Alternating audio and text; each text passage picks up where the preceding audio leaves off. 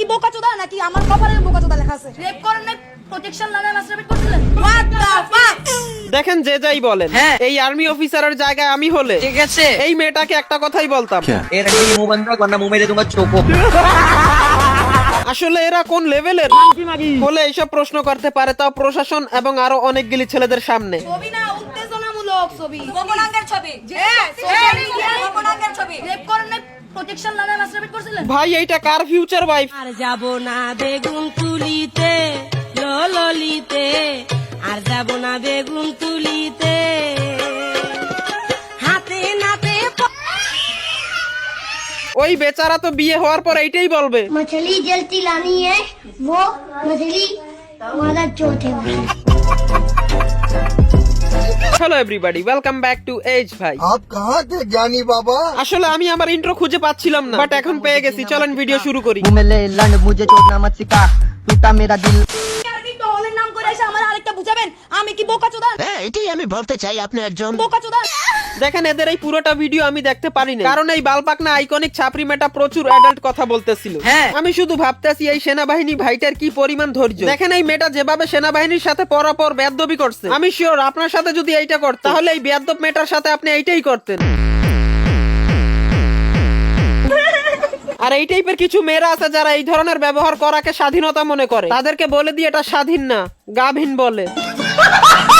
দেখেন ভাই, আমিও চাই রেপিস্টার বিচার করা হোক, শুধু তাই না ওই মেয়েটাকেও আইনের আওতায় নিয়ে আসা হোক। কেন? কারণ রেপ অ্যাটেম্প্ট হওয়ার আগে দুজনেই পাগলা পানি পান করতেছিল। মেয়ে আমার বাসায় আসে আমার সাথে, আমরা একসাথে মদ খাই এবং একটা সময় সে ঘুমিয়ে পড়ে। ঘুমন্ত অবস্থায় আমি তাকে কত সংস্কারী হলে একটা মেয়ে একটা আননোন ছেলের সাথে মদ খায়। বিচার করলে দুজনেরই বিচার করতে হবে, কারণ এদের জন্য ছেলে মেয়ে ছাত্র ছাত্রী সবারই নাম খারাপ হয়। আর আমি ভাবতেছি এইগুলি যদি এদের মা বাপে দেখে কি বলবে। पढ़ने लिखने की उम्र है और यहाँ जूत मारी जा रही है। ছোট্ট একটা বিজ্ঞাপন, চাইলে স্কিপ করতে পারেন। তো বন্ধুরা, আজকে আপনাদের জন্য 100% রিয়েল একটি সাইট নিয়ে আসি, যেখানে রেজিস্ট্রেশন করে অ্যাকাউন্ট ভেরিফাই করলেই পাবেন জিলিতে 20টি ফ্রি। বাংলাদেশে খুবই জনপ্রিয় ও বিশ্বস্ত ওয়েবসাইট ব্যাটজিলি, এর ব্র্যান্ড অ্যাম্বাসেডর হচ্ছে বিখ্যাত অভিনেত্রী সানি লিওন। এখানে আপনি প্রতি রেফারে পাবেন 1000 টাকা আনলিমিটেড, ফেসবুক রিভিউ করে পাবেন 150 টাকা একদম ফ্রি। তাছাড়াও আপনার জন্মদিনে পাবেন 5000 টাকা আপনার জন্মদিন বোনাস। এখানে আপনি এফিলিয়েটে 50% কমিশন ইনকাম করতে পারবেন। তাই সকল বোনাস পেতে আমার পিন কমেন্ট থেকে ব্যাটজিলি অ্যাপ বিনামূল্যে রেজিস্ট্রেশন করুন এবং অসংখ্য বোনাস নিয়ে আপনার উপার্জনের যাত্রা শুরু করুন। আচ্ছা মানলাম একটা ছেলে শুধু ভুল না পাপও করছে, ন্যায্য বিচারের জন্য ছেলেটাকে আইনের হাতে তুলে দিয়েছে। তাহলে এইগুলি আবার কেমন ডিমান্ড যে 10 মিনিটের জন্য ছেলেটাকে 10টা মেয়ের হাতে দিতে হবে? যেহেতু আইনটাকে তোরাই হাতে নেবি, তাহলে আইনের কাছে গেলি কেন? আর যখন আইন এদের কথা না শুনে তখন এরা বলে হোয়াট দ্য ফাক! বাংলাদেশ সেনাবাহিনীর কাছে আমি দুঃখিত। বাংলাদেশ সেনাবাহিনীকে আমি বলতে চাই যে আমি আন্তরিকভাবে দুঃখিত আপনাদের কাছে। बस हवा निकल गई। ভাই মানে নিজেকে কুল বানাতে গিয়ে এত বেয়াদবি করে, আর এখন ক্ষমা চাচ্ছে ভয় পাইছে কারণ আর্মিদের হাতুর থেরাপি মনে পড়ে গেছে।